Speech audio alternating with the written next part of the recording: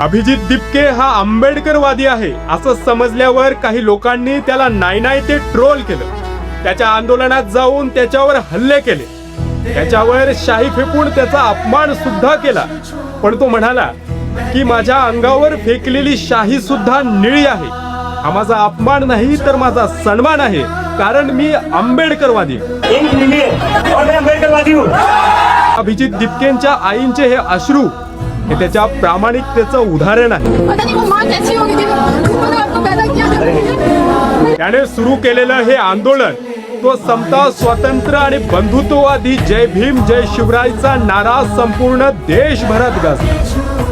एका मराठी माणसाने दिल्लीचे तख्त हलवले, सरकारला हादरून सोडलं. त्याच्या सोबत असलेली विविध जाती धर्माची, विविध प्रांतातून देशभरातून आलेली लोक ही त्याच्या कामाची पोचपावती आहे.